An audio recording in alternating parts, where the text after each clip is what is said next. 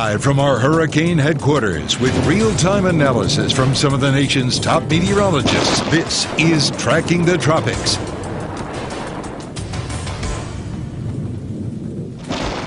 The tropics are active as we approach peak hurricane season here very shortly, but thankfully Floridians and those here in Tampa don't need to worry currently. Though, as you can see here on our Max Defender 8 WFLA tower cam, we are experiencing some storms here in the Tampa Bay area. Good afternoon, everybody, on this very casual edition of Tracking the Tropics here in Tampa, Florida. I'm your host, Daisy Ruth, and I'm joined by Max Defender 8 meteorologists Ian Oliver and Jolie Phillips. And we're talking the recently formed Tropical Storm Paulette and also Tropical Depression 18, which is expected to become a tropical storm later today. But before we get to that, let's stay here locally. Julie, it is, of course, pretty stormy out there. Can you give us the lowdown on that?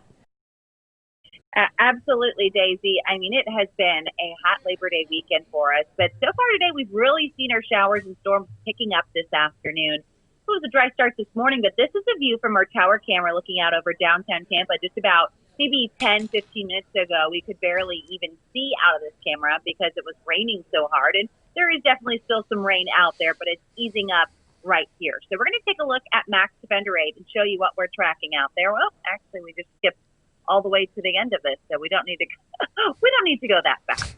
Let's head over to Max Defender 8. And we can show you where you are tracking some of those storms out there. You can see a lot of heavy downpours, a lot of lightning. Within that cell that's right over South Tampa right now, downtown Tampa, we are tracking not only some torrential rain, but frequent lightning within that cell. So as we take a closer look in, we can show you, again, some of that heavy rain that we're tracking. This is moving west toward the coast, but really from MacDill Air Force Base all the way up through Tampa International, even close to Citrus Park, just really tracking some heavy rain and still a lot of lightning, all those white strikes of the lightning that we're seeing.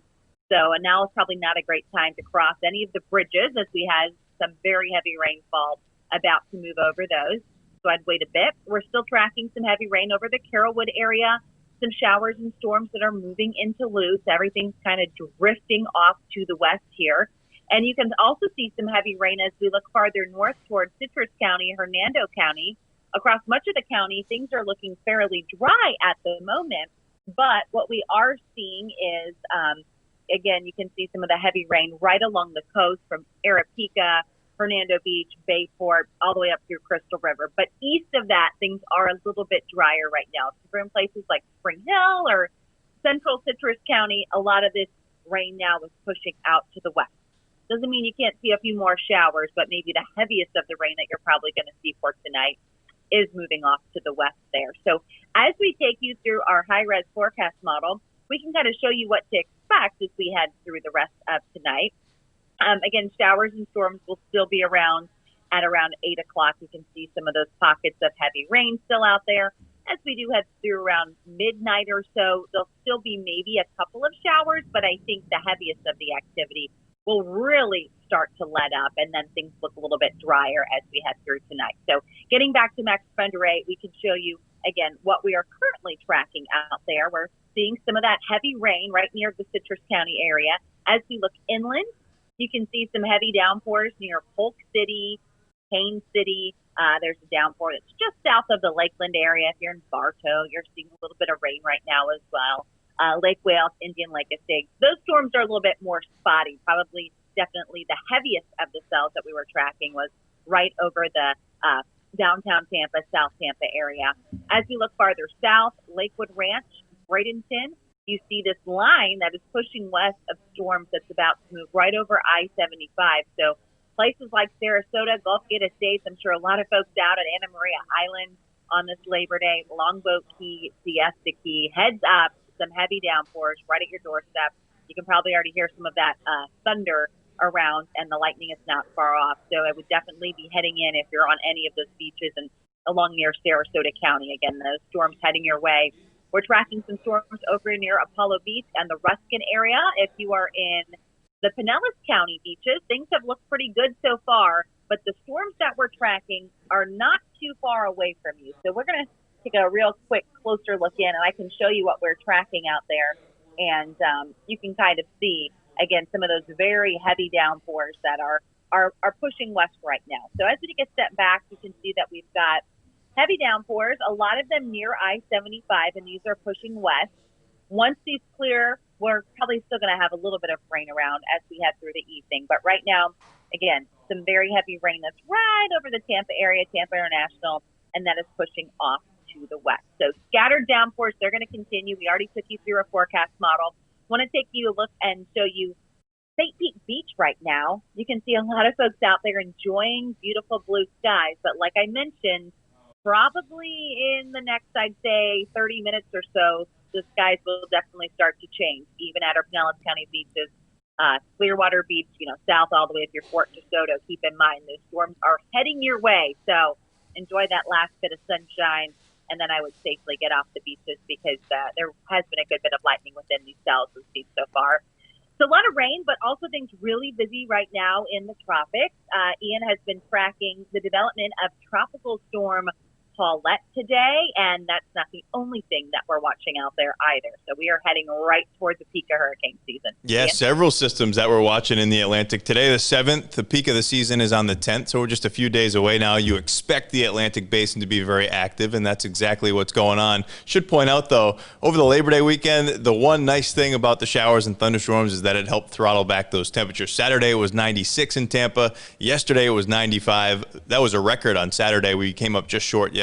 So as Julie mentioned, you got to keep an eye on that Max Defender 8 weather app. Clear the beaches as those thunderstorms are heading towards the coast. But yeah, in the tropics, this is new as of 11 a.m. It's Tropical Storm Paulette. It was the tropical depression named last night. That's the forecast track from the National Hurricane Center. Again, this is the first one. You see there's a little window in the short term for this to intensify to about a middle of the road tropical storm. But towards the end of the track you see there, it starts interacting with an upper level trough, and that puts some wind shear on the storm and helps actually press it off to the north a little bit. So there is a path north from here. We'll start seeing a turn up into the central portion of the Atlantic. That looks to avoid land, thankfully at least. That's the first track from the National Hurricane Center. So we'll be watching it closely for you to make sure there aren't any changes, but that's the latest thinking with that. We mentioned there are several spots. There's also Tropical Depression 18. That's moving towards the Cabo Verde Islands right now, and it's going to bring tropical storm conditions. The forecast discussion from the National Hurricane Center said essentially this could become a tropical storm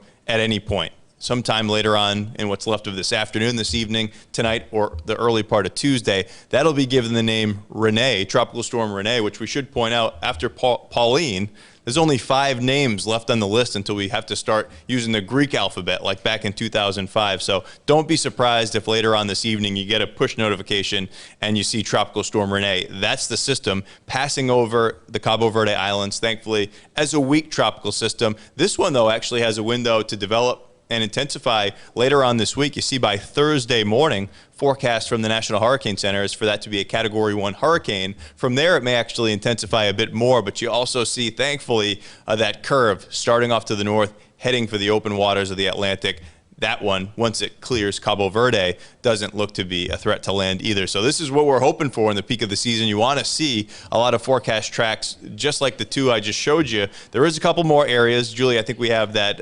Oh, here you go. These are the 2 of them together. Shows you a little bit beyond the forecast track from the National Hurricane Center. Spaghetti plots here. That's a 7-day forecast line. So you see the general trend of these after about day 4 or 5, turning off to the north, keeping it in the open Atlantic. So again, we'll be watching just to make sure there aren't any changes with those trends, but they look good right now, at least for a couple of fish storms.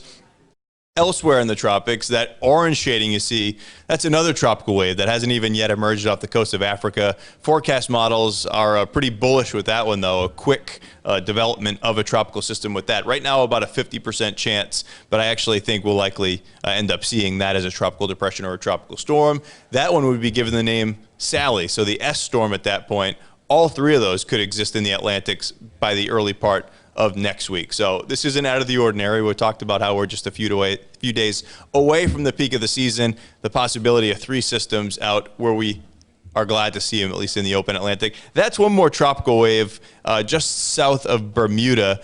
It is very poorly organized. There's some showers and thunderstorms associated with that tropical wave. Could wobble a little bit towards the East Coast over the next few days. Enhanced rain chances with some tropical moisture for the East Coast, the Carolinas, but we're not expecting much at all out of that system. So that's where we stand. wouldn't be too worried about that one, but we do have a tropical storm, a tropical depression, and a tropical wave in the eastern tropical Atlantic that we'll be watching very closely over the next several days. So this, as you said, a casual version of Tracking the Tropics. This is not one to alarm you about anything, just to give you a quick update where we stand today on Labor Day and how things are looking in the tropics. It's busy, but thankfully nothing that's going to be impacting Florida or the United States for that matter. So moving forward into the week when everybody gets back to work, Julie and Ian, what can folks expect? Not even just in the tropics, but it has been dang hot, as we mentioned. Is it going to continue to be hot? Are we going to still see these storms? What can you tell us moving forward before we say goodbye here?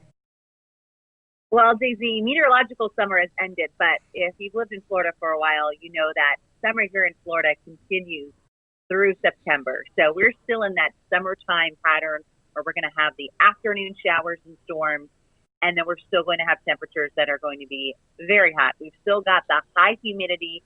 We've still got to have dew points in the mid-70s for a while. So high heat and humidity will continue for us. Next couple of days in the Tampa Bay area, we've still got about a 50% chance of rain in the forecast. So those afternoon, evening storms, likely as we head through this week. By the end of the weekend, the rain chances are dropping back a little bit. So by the end of September is when we slowly start to transition. There won't be quite as much rain. The edge of the heat is taken off just a little bit. But typically our first real cold front that is actually noticeable doesn't come in until October, usually mid-October. So that's kind of the month where we look for some changes. Ian Oliver, final thoughts. Sure Whoops, Julie, I apologize. That's okay. I was going to say, I know Ian is probably anxiously awaiting that first cold front of fall.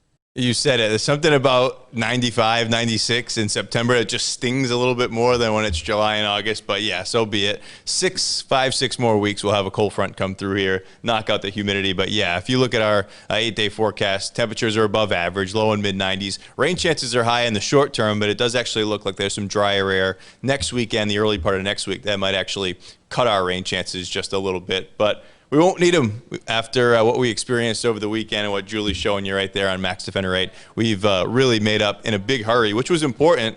June, July were unusually dry. Then when we got to August, we had double-digit rainfall tallies. I think we had over 10 inches of rain in August, and we've started off September with some pretty good heavy downpours. So we're in good shape now for rainfall, and we're obviously picking up some more at the airport right now, Julie. Yeah, we are. Like, I'm just showing one last tour of the radar in case you missed it earlier. We've got some heavy downpours around. These are going to eventually move out, but rain may linger all the way into the late evening hours. You can still see some stuff in our inland areas that will continue to push west towards our coast. So stay safe. If you hear thunder, definitely head in if you're outdoors at some barbecues out at the beach. We're expecting more storms to continue through this evening. A pretty rainy and gross Labor Day. Goodness, I'm going back in time. I'm not sure what month it is. Labor Day weekend, guys. So I want to thank everybody for joining us here on Tracking the Tropics. Tracking the Tropics, a very casual edition here in Tampa, and our Max Defender 8 radar. We have some storms here, as we have been mentioning, across the Tampa Bay area. But we want to thank you guys for joining us. Of course, if there are any developments, any breaking news, we will be back here with you on Tracking the Tropics. So guys, for Ian Oliver and Julie Phillips, stay safe. Thanks for watching.